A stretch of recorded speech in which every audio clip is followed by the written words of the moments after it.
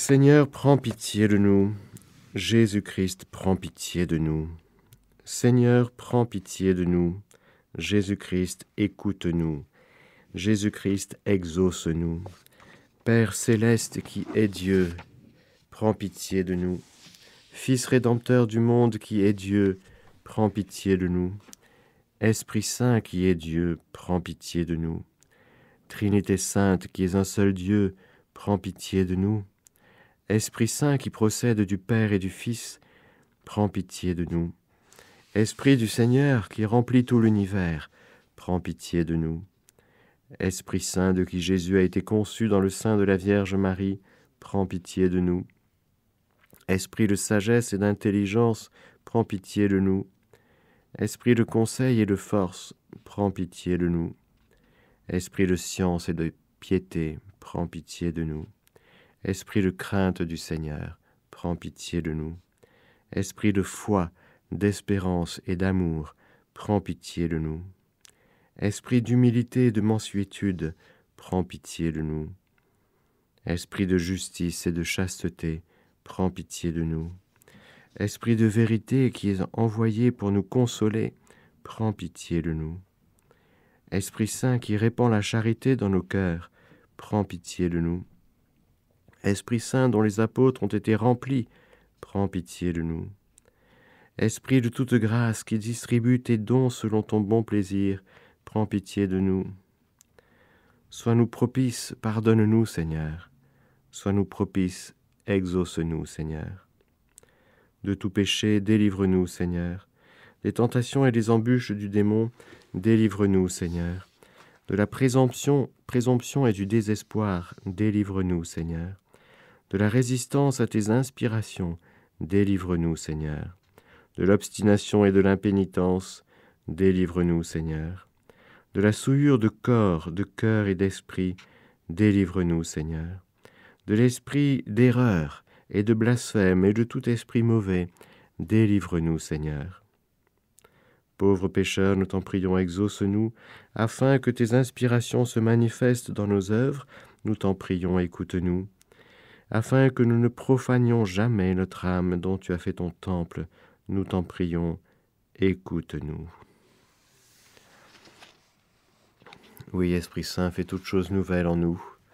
Manifeste ta puissance, manifeste ta miséricorde, manifeste la puissance de ta grâce capable de nous renouveler. Tu veux renouveler la face de la terre personnelle, de notre corps, de notre âme, de notre esprit. Oui, lave ce qui est souillé, baigne ce qui est aride, rend droit ce qui est faussé. Rafraîchis ce qui est trop chauffé par les passions, réchauffe ce qui est froid par la tiédeur. Sors-nous de la tiédeur spirituelle. Établis-nous dans le royaume de la divine volonté. Oui, Esprit Saint, montre-nous aujourd'hui ce lien que tu as avec la Vierge Marie. Cette Vierge Marie, frères et sœurs, qui est splendide dès sa conception. Lorsque nous parlons de la Vierge Marie, toujours, il nous faut nous rendre présents à ce grand mystère exceptionnel, qui est celui de l'Immaculée Conception, c'est-à-dire que cette petite créature, elle est préservée du péché. Elle entre dans l'existence, dans le temps et dans l'espace, en échappant. En étant préservée, elle échappe au péché et à l'inclination au mal.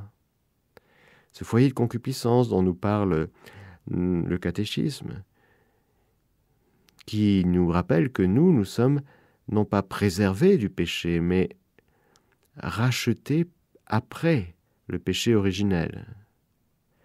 Et que donc nous avons une marque, une trace, une fragilité. Précisément, le péché originel laisse en nous ce que la théologie appelle un foyer de concupiscence, c'est-à-dire une fragilité, une inclination au mal. Ce n'est pas un péché, mais c'est juste une fragilité qui fait que, devant les tentations démoniaques, car les tentations ne viennent que du démon, elles ne viennent pas de Dieu, Dieu éprouve mais ne tente pas. c'est le démon qui tente. Et nous avons une facilité à succomber, à nous laisser prendre, à être intéressés par les suggestions diaboliques, qui nous proposent évidemment toujours le mal, mais à raison de bien. C'est-à-dire qu'on trouve ça intéressant, on trouve ça bien, après tout. Hein? Et nous avons une facilité à être inclinés au mal. En Marie, il n'y a pas cela. Et donc, dès sa conception, elle va vivre dans l'Esprit Saint. Dès sa conception, la vie naturelle et surnaturelle de la Vierge Marie va se déployer immédiatement dans la grâce, dans la divine volonté. Et ces petits actes qu'elle va commencer à poser en grandissant seront des actes correspondant pile à ce que Dieu veut, pile aux inspirations du Saint-Esprit. Pourquoi est-elle si belle, si magnifique? C'est que, comme créature, Marie est une créature, tout son être, toute sa personne, va être comme le relais et le reflet de Dieu qui habite en elle. Car oui, frères et sœurs, avant même l'incarnation, Dieu habite en elle. Elle est la demeure du Très-Haut. Elle est la fille de Sion. Elle est cette demeure. Réjouis-toi, fille de Sion, fille de Jérusalem. Elle est déjà, dès sa conception et à chaque instant qui passe, ce lieu choisi par Dieu, ce lieu où Dieu a choisi de faire sa demeure.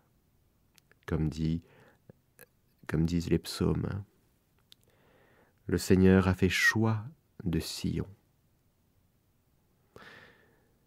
Il y avait la réalité terrestre et bien matérielle de Sion, de la cité de Sion, cité de Jérusalem, mais bien sûr la réalité à venir. Jérusalem annonce cette magnifique réalité qu'est l'Église et qu'est Marie. Voilà donc que cette petite créature, qui est au cénacle avec les disciples, et qui attend l'Esprit Saint, qui attend l'effusion plénière de l'Esprit Saint, le jour de la Pentecôte, elle se tient là. Elle est avec les disciples, avec quelques autres femmes.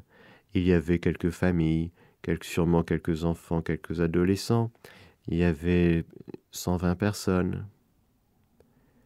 Ils sont là, ils attendent.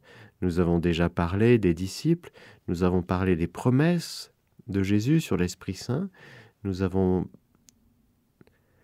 parlé de cette attente et de ce temps si particulier entre l'Ascension et la Pentecôte. C'est un temps comme de retraite intérieure, où l'Esprit Saint travaille déjà le cœur des uns et des autres, en les dépouillant. C'est comme cela que le Seigneur travaille. Lorsqu'il veut nous combler de ses dons, il nous vide un peu de ce qui est charnel, avec notre consentement, bien sûr. Marie, elle est déjà pleine, elle est déjà comblée de grâce. C'est comme ça que l'ange va la saluer le jour de l'Annonciation, d'ailleurs. Réjouis-toi, comblée de grâce. Réjouis-toi, ça fait référence, bien sûr, encore une fois, à la fille de Sion. Réjouis-toi, kaire. Kekaritomene, qui est ce terme unique dans toute la Bible, qui est comme réservé à la Vierge Marie et qui manifeste qu'elle n'est que plénitude de grâce dans tout son être et dans tout ce qu'elle vit. L'ange Gabriel prononce ces mots au nom du Seigneur. Et ce réjouis-toi à l'Annonciation manifeste vraiment la joie de Dieu. Quand Dieu regarde Marie, mais il est tellement heureux. Marie est le fruit de la croix du Christ, ne l'oublions jamais. Elle est le plus beau fruit de la croix, de ce Jésus rédempteur. Marie, créature, n'échappe pas à la rédemption. Elle en est bénéficiaire, 100% bénéficiaire de la croix de son Fils, mais sur un mode de préservation du péché, à la différence de nous qui, nous avons été conçus pécheurs, ma mère m'a conçu, dit le psaume. Eh oui, nous venons dans ce monde avec une tare, tous, comme un cri, comme un appel à recevoir la grâce. Marie, elle a la grâce dès sa conception. Et c'est une grâce qui lui vient directement, par anticipation, j'allais dire chronologique, de la croix de son Fils qui adviendra quelques années plus tard. Voilà donc la créature telle que Dieu la veut dans son dessein d'amour, car évidemment Dieu ne veut pas le péché. Mais Dieu va se servir du péché pour en faire une œuvre plus grande qu'on appelle la rédemption. Elle est donc la mère du Rédempteur. Et nous la voyons toute petite dans ce mystère du 21 novembre que nous fêtons dans la liturgie, la présentation de Marie au temple. Nous disons que Marie, toute petite fille, va se consacrer à Dieu. Elle va être tout à Dieu. Elle va donner sa réponse à Dieu. Et elle va s'enraciner dans cette consécration. La présentation de Marie au temple, c'est la réponse de la créature à cet amour premier dont elle est aimée. Ce n'est pas vous qui m'avez choisi, c'est moi qui vous ai choisi, dira Jésus. Et ce n'est pas nous qui avons aimé Dieu, mais c'est Dieu qui nous a aimés le premier, dira Saint Jean. Nous donnons notre réponse à Dieu qui nous aime le premier. Le mystère de la présentation de Marie au temple est quelque chose de très important pour nous. Parce que ça nous renvoie à notre réponse personnelle de chacun. Nous sommes aimés.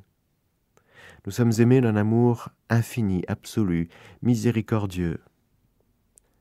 Et nous sommes l'objet d'un immense dessein de Dieu.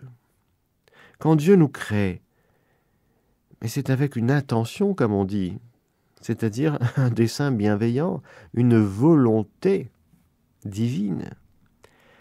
Quand Dieu nous crée, il nous veut, donc il nous crée, et alors quand il nous crée, il nous dit « Je veux non seulement que tu sois, que tu existes, mais je veux que tu vives.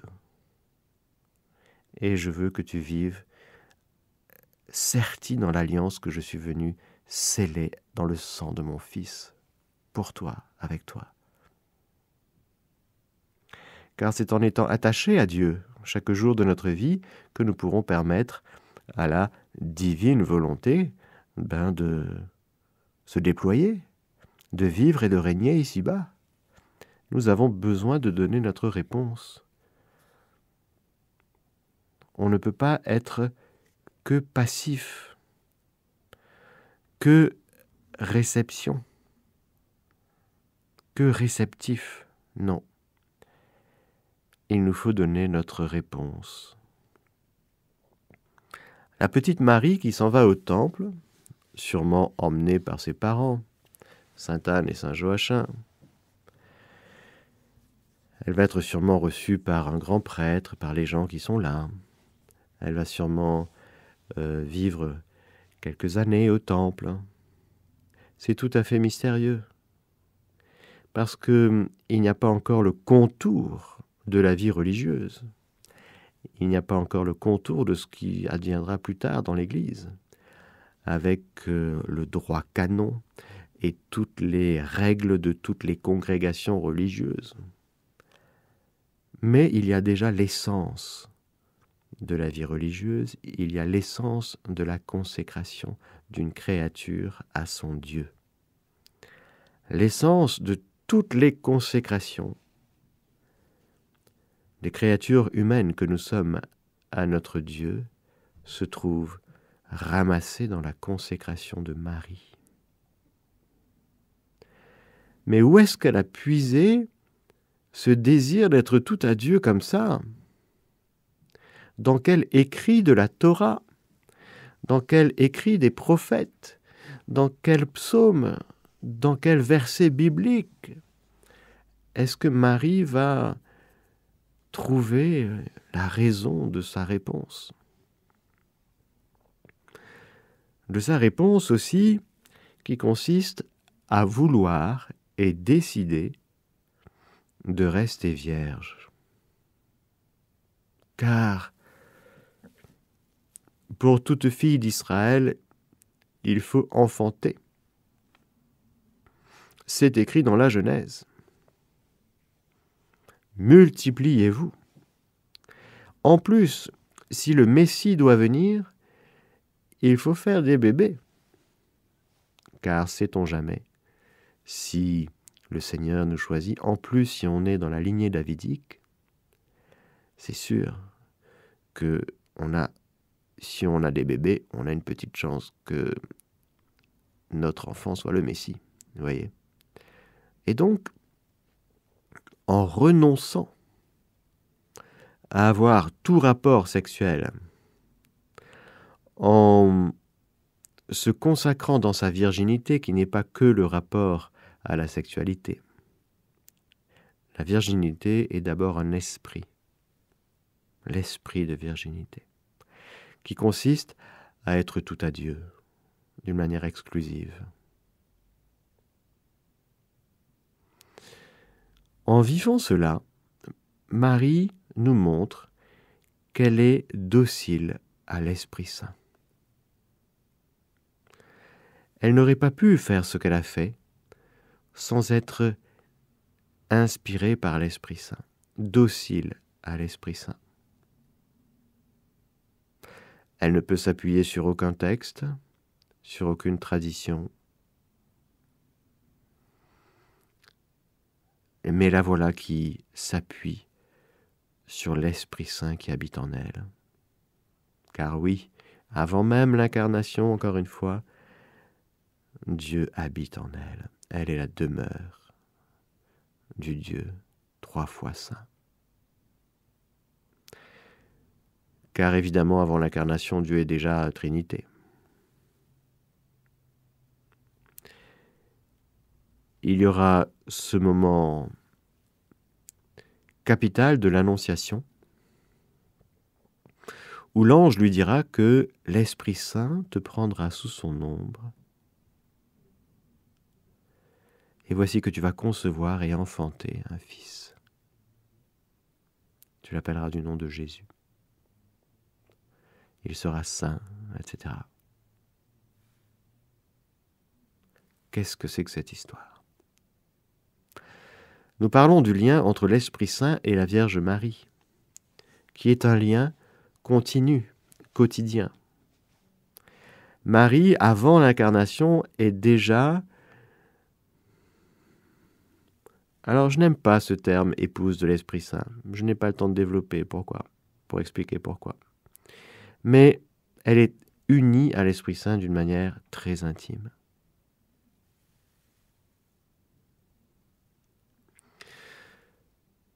Au moment de l'incarnation, l'Esprit Saint vient sur elle, la prendre, et l'Esprit Saint va venir concevoir l'humanité sainte de Jésus en elle.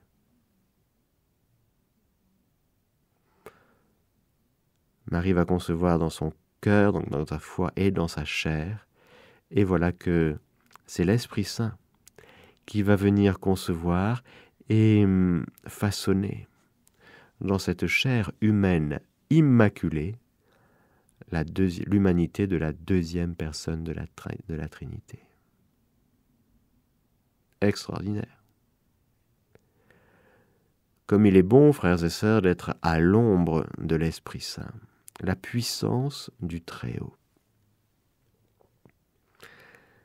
Cette même puissance du Très-Haut dont Jésus parlera. On a vu cette parole. La puissance du Très-Haut, chers amis, rester bien dans la chambre haute pour recevoir la puissance d'en haut. C'est cette puissance du Très-Haut qui vient prendre dans son ombre ombrée la Vierge Marie, parce qu'il y a tellement de lumière qu'il faut l'ombre. Ce ne sont pas les ténèbres, c'est l'ombre. L'ombre abrite, cache, enveloppe le soleil de justice. Et la voilà enceinte. La voilà enceinte, et bien sûr, elle va vivre ce rapport à Dieu avec ce rapport étonnant. Ce Dieu, il est non seulement dans son cœur, mais il est dans son corps. C'est nouveau, mais c'est unique. Nous avons la Trinité en nous, dans notre cœur. Nous sommes le temple de l'Esprit Saint, le temple de la Sainte Trinité. Marie, c'est comme ça, mais en plus, évidemment,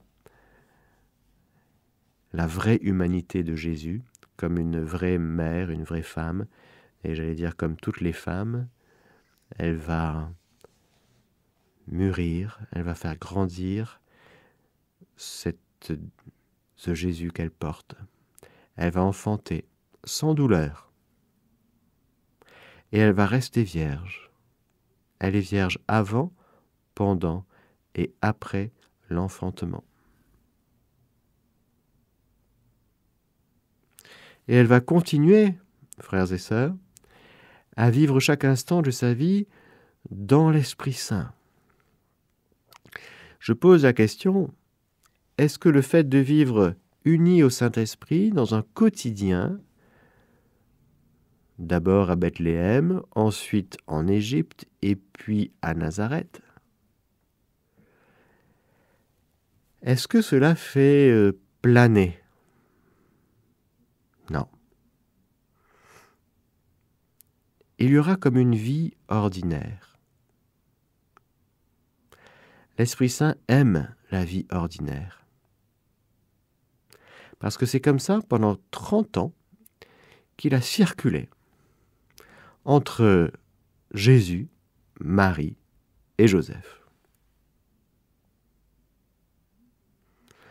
Ah, Joseph, il est déjà décédé, lorsque, bien sûr, Jésus va rentrer dans sa vie publique, et puis au Cénacle, il est au ciel, ça y est, le samedi saint est passé, et les enfers sont vidés, ça y est, Saint Joseph est au ciel dans la vision béatifique.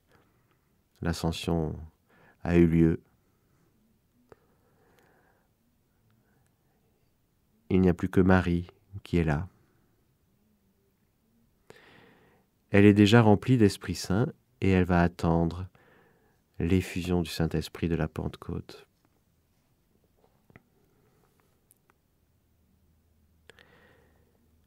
Revenons sur le catéchisme de l'Église catholique, je vais vous lire quelques paragraphes.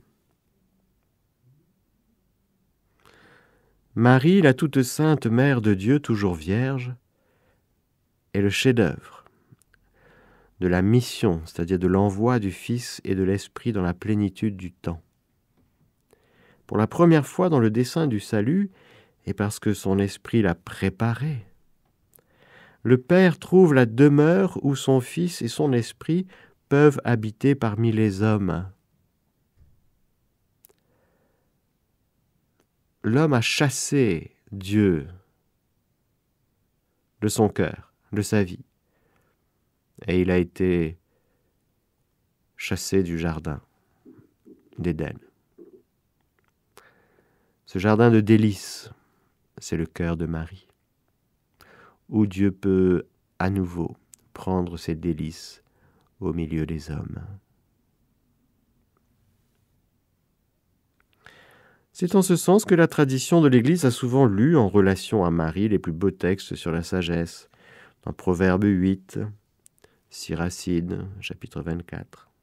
Marie est chantée et représentée dans la liturgie comme le trône de la sagesse. En elle commencent à se manifester les merveilles de Dieu, que l'Esprit va accomplir dans le Christ et dans l'Église. Elle précède l'Église, Marie. C'est pour ça que si l'Église est pétrinienne, tous les membres de l'Église doivent regarder Marie. Car la dimension mariale de l'Église enveloppe complètement le ministère de Pierre, des apôtres, des successeurs des apôtres. L'Église est, j'allais dire, ontologiquement mariale. Si c'est le corps du Christ, ce corps du Christ a été formé, nourri, enveloppé, accompagné, aimé, adoré par Marie. Car oui, le corps du Christ est adorable, c'est le Christ. Alors le corps mystique du Christ aussi, qui mieux que Marie peut accompagner l'Église de son Fils. On comprend là que la présence de Marie avant la descente et à la Pentecôte, bien sûr, et juste après, est indispensable. Lorsque nous parlons de l'Église, nous parlerons de l'Église, il faut qu'il y ait Marie et l'Esprit. Et ce seront deux rôles différents. L'Esprit Saint est Dieu, il agira comme Dieu, comme la troisième personne de la Sainte Trinité. Marie est créature, mais elle est mère. Mère du Christ, mère de Dieu, mère de l'Église. Il y a donc un très beau lien entre l'Esprit Saint et Marie, qui va continuer après la Pentecôte. Revenons au paragraphe 722. L'Esprit Saint a préparé Marie par sa grâce. Il convenait que fût pleine de grâce la mère de celui en qui habite corporellement la plénitude de la divinité. Elle a été, par pure grâce, conçue sans péché comme la plus humble des créatures, la plus capable d'accueil au don ineffable du Tout-Puissant. C'est à juste titre que l'ange Gabriel la salue comme la fille de Sion. Réjouis-toi. C'est ce réjouis-toi qui résonne et qui récapitule toute la joie messianique. Le réjouis-toi, c'était réjouis-toi par rapport à ce que Dieu va faire. Donc, quand Dieu va faire, il est déjà en train de faire. Mais réjouis-toi, car il vient. Réjouis-toi, car il va venir vous sauver. Réjouis-toi, car, etc. Il va te faire miséricorde, etc. Tous ces réjouis-toi futurs, liés à l'accomplissement des promesses à venir. Voilà qu'il résonne à l'Annonciation dans ce réjouis-toi. Kaere. C'est un réjouis-toi au présent. Comme ce kaerete, réjouissez-vous que les anges diront à la résurrection. C'est un présent qui est appelé à perdurer. Car ça y est, nous sommes entrés dans l'accomplissement des promesses. Tant qu'on attend, ce sont des joies futures qui doivent arriver, promises par Dieu, les joies messianiques. Un jour, vous allez voir, le Messie va venir et il va tout changer. Rappelez-vous la Samaritaine. Le Messie, quand il viendra, il nous expliquera tout. Ce jour-là, on saura, ce jour-là, tout sera clair, ce jour-là, tout sera bien. Et puis, il y a tous les fruits annoncés, les signes messianiques sont annoncés dans l'Écriture. Les fruits, on va manger, boire, on va faire la fête. Et puis, ce sera la joie, et puis ce sera le bonheur, il n'y aura que de l'amour, la lumière, bref, tout sera bien quand le Messie viendra. Vivement qu'il arrive. Maranatha. Et voilà que ce réjouis-toi précisément de l'ange Gabriel à l'Annonciation vient clôturer tous ces réjouis-toi à venir. Ça y est, c'est maintenant. Réjouis-toi maintenant, car tous les réjouis-toi à venir, Marie, arrive au terme nous accostons au bon port. Marie, cause de notre joie, comme on l'entend dans l'hymne acatiste. Oui, réjouis-toi, cause de notre joie.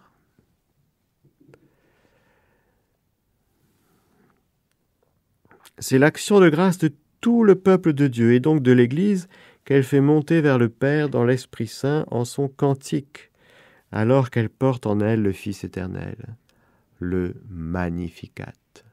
Mon âme exalte le Seigneur, exulte mon esprit en Dieu mon Sauveur, car il s'est penché sur son humble servante, désormais tous les âges me diront bienheureuse.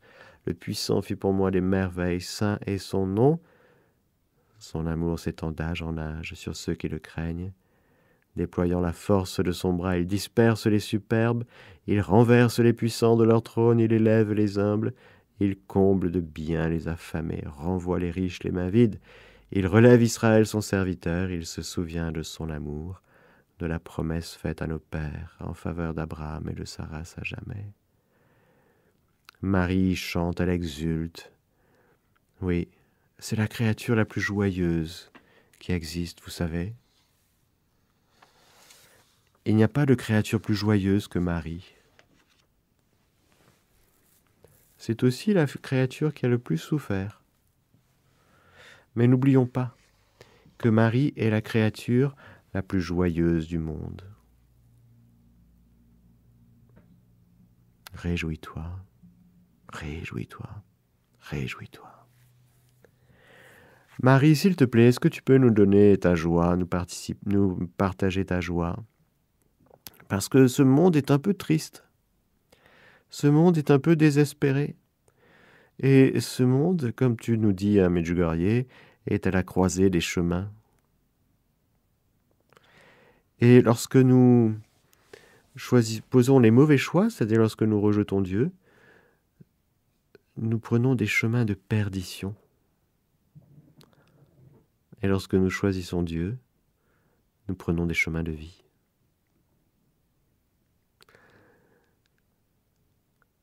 Relisez, frères et sœurs, le message du 25 janvier 2023. C'est un message clé et on est en plein dedans encore, malheureusement. À la croisée des chemins. Quand un pays installe l'euthanasie dans ses lois, il prend un chemin de perdition. Il ne peut y avoir que des conséquences de l'ordre des fléaux. Je vous annonce, mais je ne suis pas prophète, il y aura des fléaux en France. Oui. Il ne peut en être autrement. C'est la justice immanente, frères et sœurs. Quand on fait les mauvais choix, on paye. Certes, il y a la miséricorde, mais il faut avoir recours à la miséricorde et il faut précisément se repentir. Et le fait de se repentir et de se convertir peut atténuer les fléaux. Certains peuvent même être annulés. Pourquoi? Parce que si tous on se convertit, on se met d'équerre et on se met à vivre dans l'Esprit Saint, eh bien ça va tout transformer. Mais si on ne le fait pas, si on continue à prendre les mauvais choix, on va se prendre en pleine figure des calamités. Ce n'est pas que Dieu punit, ce n'est pas que Dieu soit méchant, mais il est juste de l'ordre de la justice que nos actes portent en eux-mêmes des conséquences, des fruits. Alors il y a les fruits de repentir qui sont magnifiques. Vraiment, Dieu est miséricordieux. Il y a les fruits de ceux qui se convertissent et on applaudit. Et puis il y a les fruits aussi de ceux qui ne se convertissent pas et qui s'endurcissent et qui refusent Dieu. Alors là, cela suscite en nous, frères et sœurs, et cela doit susciter en nous beaucoup de prières, beaucoup de jeûnes, beaucoup de réparation. Parce que ce qui se passe en France et ailleurs est abominable. Abominable.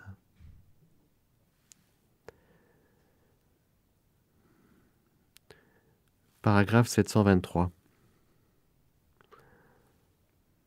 En Marie, l'Esprit Saint réalise le dessein bienveillant du Père. C'est par l'Esprit Saint que la Vierge conçoit et enfante le Fils de Dieu. Sa virginité devient fécondité unique par la puissance de l'Esprit et de la foi.